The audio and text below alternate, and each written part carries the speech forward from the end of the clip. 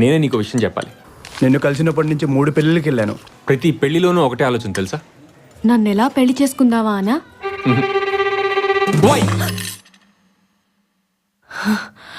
అసలు ఎందుకు?